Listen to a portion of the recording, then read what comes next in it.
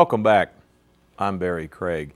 If you have been following the news, you know that controversy surrounds a proposed mosque in Mayfield. My guest today will tell you that the Somalis seeking that mosque came to America for the same reason millions of others have arrived on our shores: economic opportunity, religious freedom, and escaping political oppression. My guest today is Trace Lassley, a Ph.D. candidate at the University of Kentucky, and if you'll permit me a brief editorial, one of the best and brightest students I ever had the privilege of teaching at this school. He is also a 2001 graduate of Lone Oak High School. He's been on before. Welcome back. Thank you. Tell us how you know Somali immigrants firsthand. When I lived in Ethiopia doing education abroad, I was there for a year. I set out from the beginning, I said I want to make the most of my trip, and one of the things that I wanted to do was to learn the Somali language. In order to do that, I talked to one of my Ethiopian friends who took me to Little Mogadishu, which is an area of Addis Ababa where the Somalis have settled. A lot of Somali refugees have settled in this area. And basically, I was introduced to a guy who runs an education center, basically just teaching Somali refugees English. I talked to him about teaching me Somali, and we worked out a deal where he would teach me Somali, I would help his students learn English. Basically, and this was completely voluntary on both of our parts.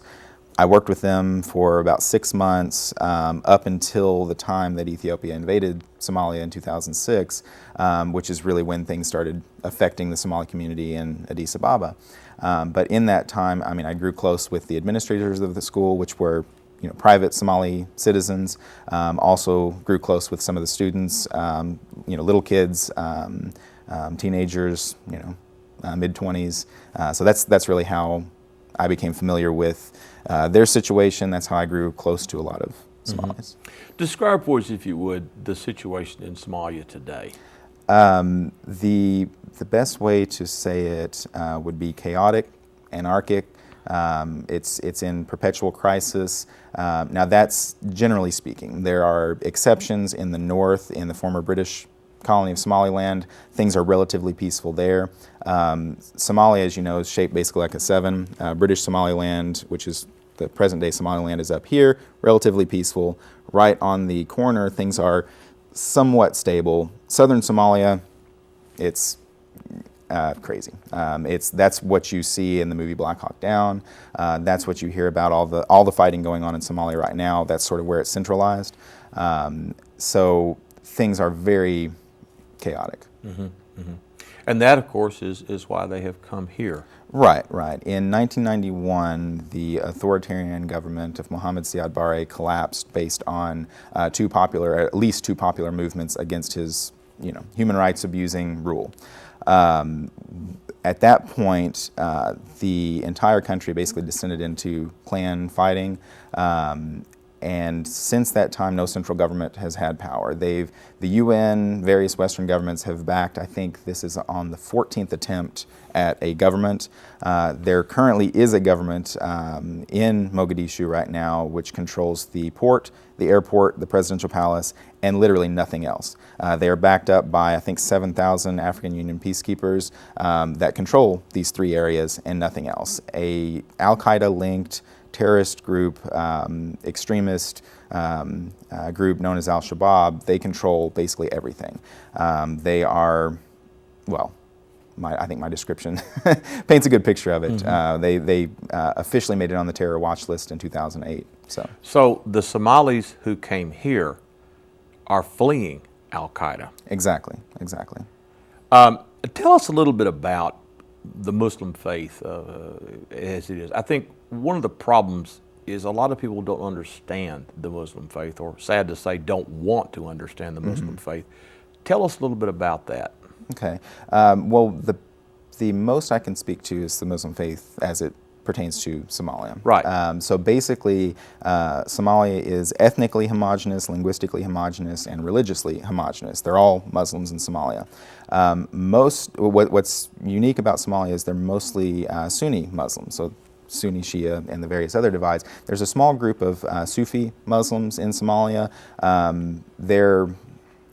a lot more moderate, I would say, in respect to everything that's going on in Somalia.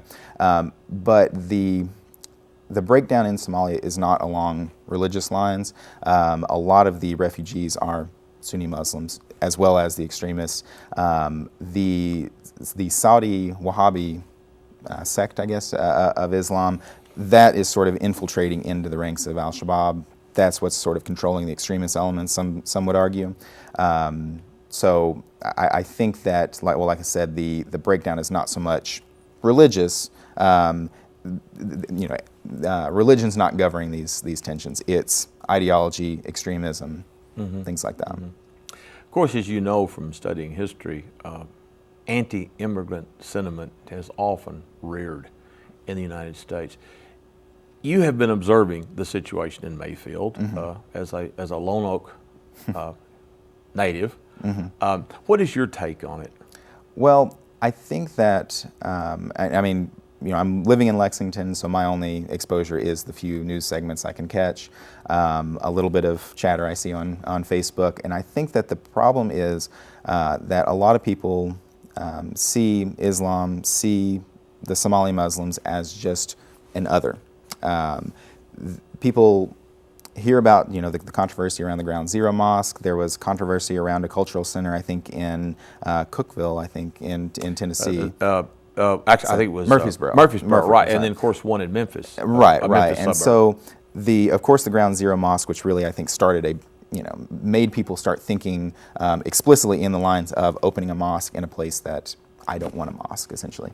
And so when you have a group of Muslims in your town and they want to open a mosque, you think about the Muslims that the few Muslims that did commit this extreme act of terrorism against the United States, and you equate one group with the other.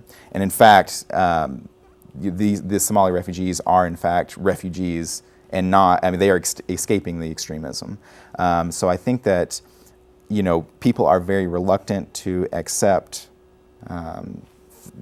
different cultures, reluctant to accept changes in their day-to-day life. And I think that if they understood the background of the people that are seeking refuge in their community, maybe that would change their mind a little bit and recognize that the groups that are coming in are not trying to change them, but are adding to them, I guess.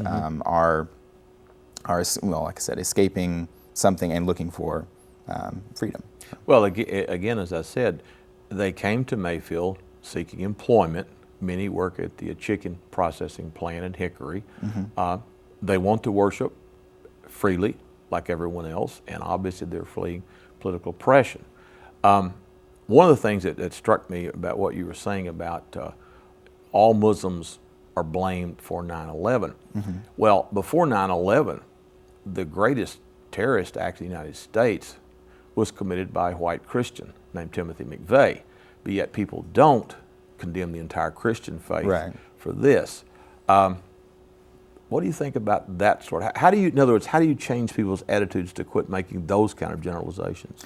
Well, I think it's very toward difficult. toward the Muslims. Right. I think that my understanding of what's going on is it wasn't just a mosque that they were trying to open, but also a cultural center to help them understand the culture of Mayfield, not the other way around, teaching Mayfieldian Somali culture or Islamic culture, anything like that.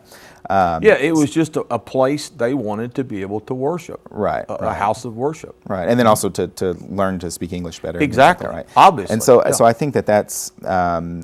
When did they get here? Was that 2 years ago? A year ago? I don't know. Okay, relatively recently. I think that with. But they had been here a while. Right. So for me, I think with time, with understanding, I know some of the news reports. There are some very vocal opponents to them. There are some people that are just, don't care. They, if they want to worship, let them worship. I think working alongside them, seeing them at grocery stores, seeing them, around town, basically familiarity will breed, tolerance. I think. Now, the language, that is obviously a problem from what I gather. Not that many do speak English. A speaker of Somali would be pretty rare. In other words, somebody who could translate. Would that be the case. It's pretty rare Absolutely, language. yeah. And like I said, one of the reasons why I wanted to learn Somali while I was in Ethiopia is because there's not that many opportunities for U.S. citizens to learn Somali unless you live in a community where there are a lot of Somali speakers, which even that is relatively rare. When I characterize the situation in Somalia as chaotic, we have not had any kind of diplomatic ties with formal presence in Somalia since 1991, other than, of course, the Black Hawk Down mission. Basically, for those that want to learn Somali, there's not really an option. So yes, it would be very rare to find somebody that I guess not so rare to find a Somali that spoke English and could translate that way, but certainly a native English speaker learning Somali, that's pretty rare. If you could give advice to the good citizens of Mayfield on how to proceed with this, what would you suggest be done? I think that recognizing that they are part of your community, you may not understand everything about them. If you recognize that it's not an outside group, but now they are an inside group. They are now Mayfieldians, for I guess that's the right term. That's correct. All right. They are part of the community. If you have questions, ask them. Trying to, like I said, get some kind of exposure where it's not such antagonism. It's not this particular issue which is dividing us, right? What common ground do we have? Do we work at the same places? Do we have the same goals for our children to go to school and not be executed for watching a soccer game, for instance, which is what's going on in Somalia right now? Things like that, right? So look for the common ground. I think that would be my advice. Well, of course, in terms of history, we're the world's largest immigrant society. And I remember a speech that President Roosevelt gave years ago in which he said, "Welcome immigrants." It's really difficult to get people to see that we all, well, except Native Americans, came from somewhere else, and even they came supposedly across the land bridge from Asia thousands and thousands of years ago. But this is a nation of immigrants, and it's really sad to see that when new immigrants come, oftentimes people who have been here for a while react with hostility toward them. And you're right, the Somalis, they contribute to our economy. They have a job, they pay taxes, they shop in the grocery stores, they shop in the gas stations.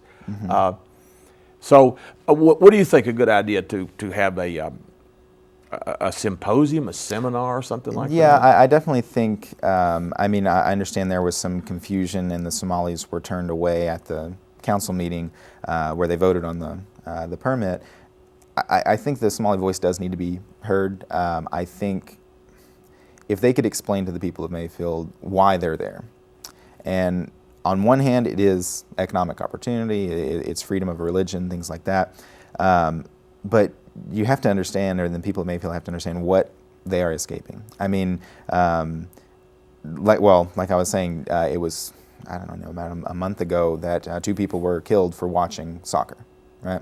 Just executed. Why was that? Al-Shabaab, they say it's a Western, I don't know. Decadent Western activity. Yes, and so they've outlawed soccer. And soccer is very popular in amongst Somalis. Movie theaters closed down completely. Basically, everything is a radical form of Islam. So a lot of people, a lot of Somalis are upset by this, but they can't do anything. Some flee. I think the last number I read from the latest fighting in Mogadishu was something like 400,000 people fled the city.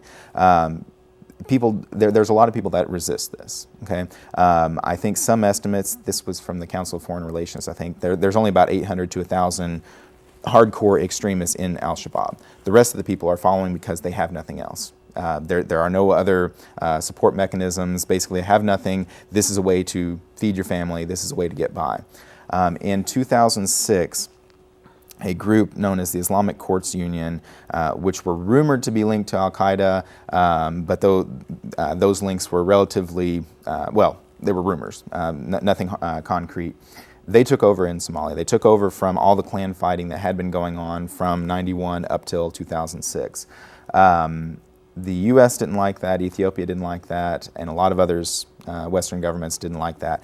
What they brought is they brought order, they brought some semblance of peace, they cleaned the litter off the streets, they did a handful of good things. Now, on the other hand, they introduced Sharia law, formal Sharia law. They basically closed the cinemas. They did a lot of things that a lot of Somalis didn't like. But what's the alternative? Anarchy versus some sort of stability. So the Ethiopian military, that's why they went in, is to prevent this group from maintaining power, the ICU. They came in 2006. The ICU actually broke into two parts. They broke into the militant wing of the ICU, which is now Al-Shabaab. The former commander-in-chief of the Islamic Course Union is actually now the president of Somalia. So when Ethiopia went in 2006, they had the transitional federal government, which was located in a city called Baidoa, which is north of Mogadishu, basically only controlling that city. Ethiopia came in, took out the Islamic Courts Union. They withdrew in 2009 after attempting to prop up the transitional federal government. And then they opened up the Somali parliament, which had, depending on the time, sometimes they're based in Djibouti, sometimes they're based in Nairobi, because they can't really form in most places in Somalia. Mm-hmm. They opened up the parliament to allow former ICU members in. When they did that, that's when they elected Sheikh Sharif Ahmed. They elected him president, former ICU commander-in-chief, who was then being backed up a little bit by Ethiopia. They pulled out. African Union came in.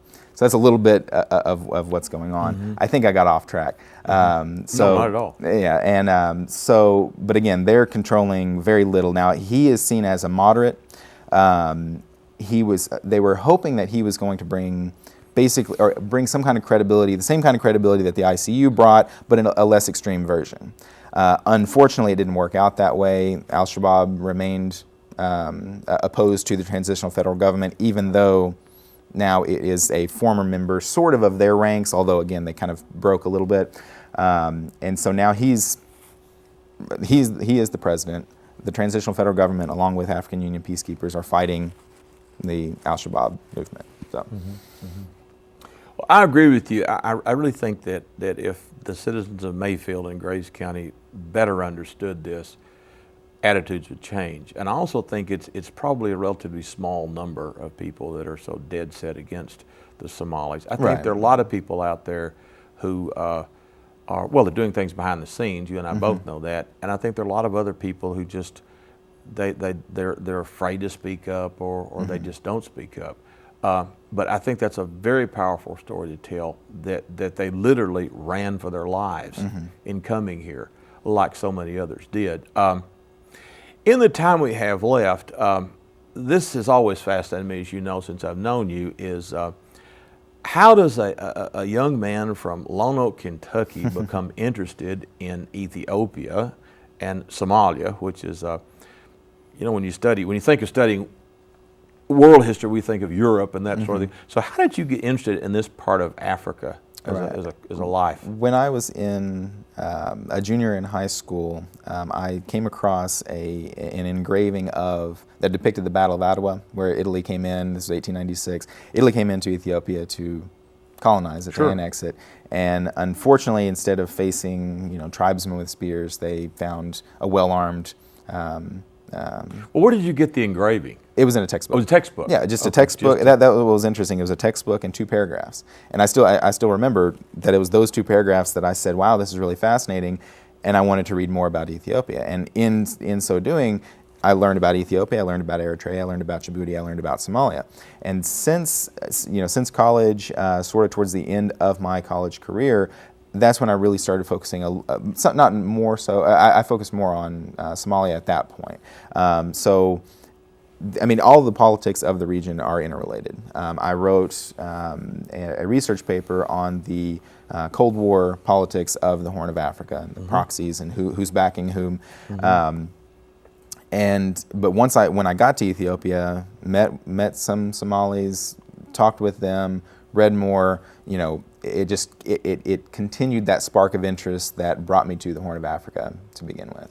And then so, it was kind of funny because it was just browsing along Facebook where I found this story about what's going on in Mayfield, because otherwise I had no idea. I mean, I guess they've been here for at least a year or so, and I didn't even know. And, it struck me as funny because, I thought I would have heard something before then, but I didn't. So. Now, have you started a dissertation yet? Yes. And it's going to be on? Attitudes about democracy, using public opinion survey from Africa.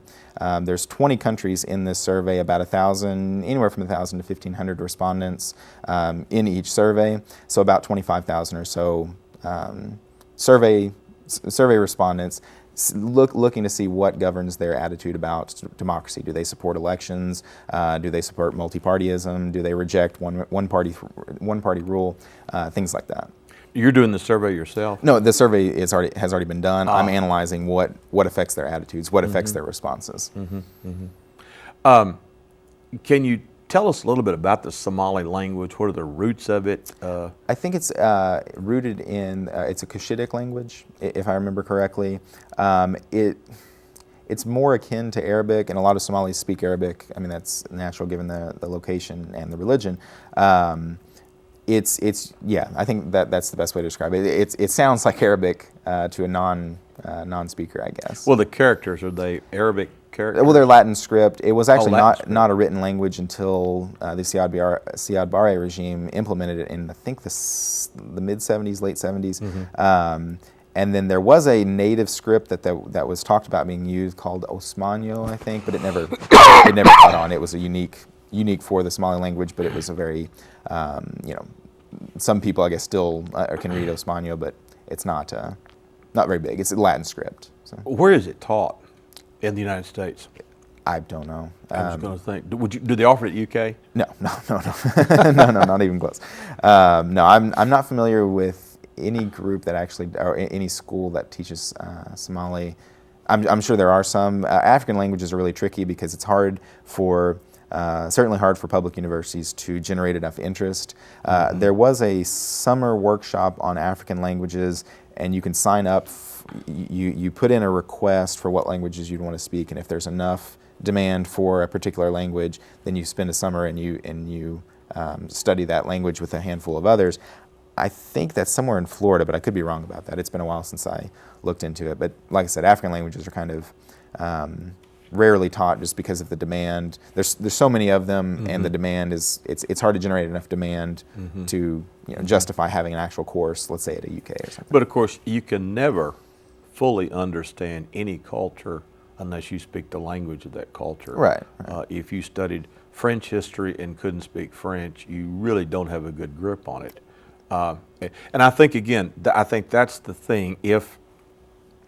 And I don't know how many Somalis can speak English, but I gather not that many can. And I think that definitely, communication is definitely the way to go on that. And I think one thing that's important to keep in mind it's the Somalis are very family oriented. I said they're ethnically homogenous. They are ethnic Somalis. They divide themselves along other lines. Now, at the highest level, it's the clan family, then it's the clan, sub-clan, sub-sub-clan, and various other factions that they would consider. But all of them are at root a family-based peoples. So when they flee, when they seek asylum in various places, they tend to stay together, and I think that's sort of the importance of having a cultural center in Mayfield, teaching them English, teaching them the local laws, teaching them how to get a driver's license, teaching them how people get along in Mayfield. That's certainly very important. Otherwise, if you feel very isolated from the community you're in, if you feel very you feel not necessarily threatened, but you feel like you can't unwelcome. That's the perfect way.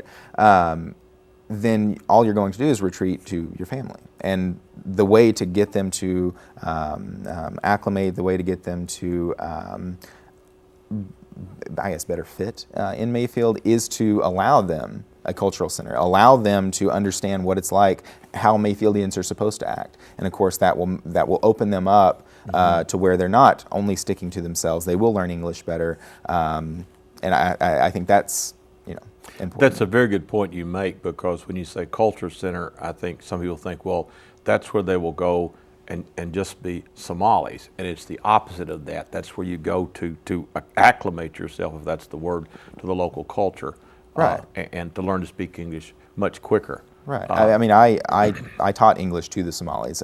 They asked me about. They wanted to know a lot about World War II. That was, for some reason, that's what they really wanted to learn about. They called it West War II, which I always thought was interesting, not World War II, WW2. And so I started with World War I, and basically ended up teaching them a U.S. history, or a World War history class to them. I showed them the scene from Legends of the Fall, in the World War I scene, the battle scene. Oh, yeah. Showed it to them on my laptop. They were just really interested in another perspective beyond what they, no formal education, because there's no formal government to offer any kind of education. They were really open to that. They really wanted to understand the larger world. I ended up teaching constitutional history to a lot of them. The hero of the guy that ran the school where I taught, he said his hero was Abraham Lincoln, because he was able to unify everybody. I mean, it made sense. Speaking generally, I think a lot of Somalis are very eager to learn about outside the Somali culture. The problem is they do face a lot of hostility wherever they go.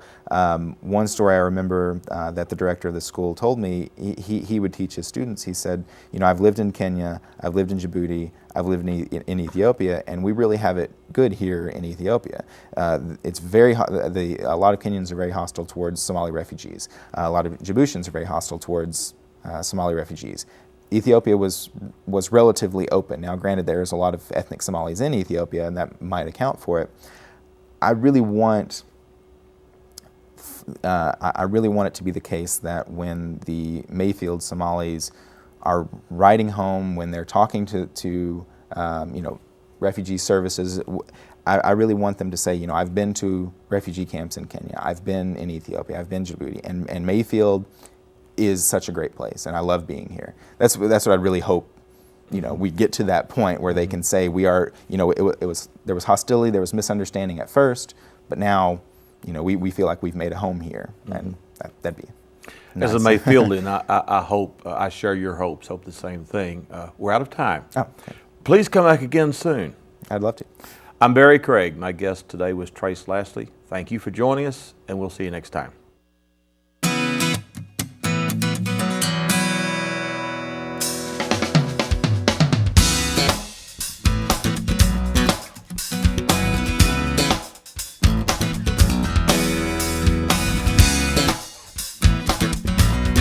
Thank you.